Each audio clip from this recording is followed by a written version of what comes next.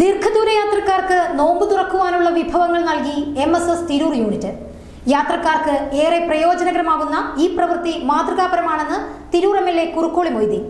പരിശുദ്ധ റമദാനിൽ വിവിധ സംഘടനകൾ നടത്തിക്കൊണ്ടിരിക്കുന്ന ഇഫ്താർ പരിപാടിയുമായി ബന്ധപ്പെട്ട് നോമ്പ് എടുത്ത ആളുകൾക്ക് നോമ്പ് തുറക്കാൻ യാത്രക്കാർക്കിടയിൽ ഉള്ള ആളുകൾ അവർക്ക് പ്രയാസം വരാതിരിക്കാനുള്ള സഹായഹസ്തം കൂടിയാണ് MSSന്റെ ആഭിമുഖ്യത്തിൽ ഇവിടെ ഈ നോമ്പ് തുറക്കാനുള്ള സാമഗ്രികൾ കൊടുത്തുകൊണ്ട് സഹായിക്കുന്നത്.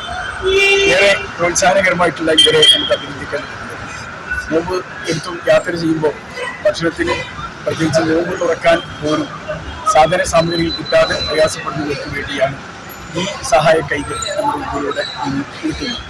ഇവിടെ ബസ്സിൽ യാത്ര ചെയ്യുന്ന ആളുകൾക്ക് ബസ് സ്റ്റാൻഡിൽ വെച്ച് തന്നെ അവർ വിതരണം ചെയ്യാൻ തിരൂർ യൂണിറ്റിൻ്റെ ആഭിമുഖ്യത്തിൽ ഇത് പരിപാടി സംഘടിപ്പിച്ചിരിക്കുകയാണ്.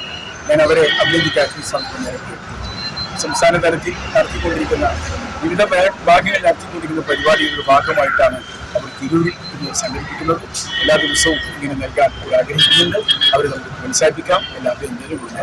തിരൂർ ബസ് സ്റ്റാൻഡിൽ നിന്നും ബസ്സുകളിൽ ദീർഘദൂര യാത്ര ചെയ്യുന്ന യാത്രക്കാർക്കും ബാങ്ക് വിളിക്കുന്ന സമയത്ത് ബസ് സ്റ്റാൻഡിലുള്ള യാത്രക്കാർക്കുമാണ് MSS തിരൂർ യൂണിറ്റ് നോമ്പ് തുറക്കുള്ള വിഭവങ്ങൾ നൽകുന്നത്. വൈകുന്നേരം 6 മണിയോടുകൂടി തിരൂർ ബസ് സ്റ്റാൻഡിൽ MSS തിരൂർ യൂണിറ്റ് പ്രവർത്തകർ എത്തിയാണ് യാത്രക്കാർക്കുള്ള പഴങ്ങളും വെള്ളവും നൽകുന്നത്. പ്രവൃത്തി മാതൃകാപരമാണെന്ന് തിരൂർ MLA കുറുക്കോളി മൊയ്തീൻ അഭിപ്രായപ്പെട്ടു. MSS സംസ്ഥാന ഭാരവാഹി KP ഫസലുദ്ദീൻ, അബ്ദുറഹ്മാൻ, മൻസൂർ അലി, ഹാഷിം തുടങ്ങിയവർ സന്നിഹിതരായി. News 99 Tirur.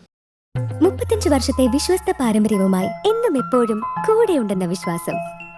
Basit wedding mall, Basith arcade, Poongottukulam, Tirur.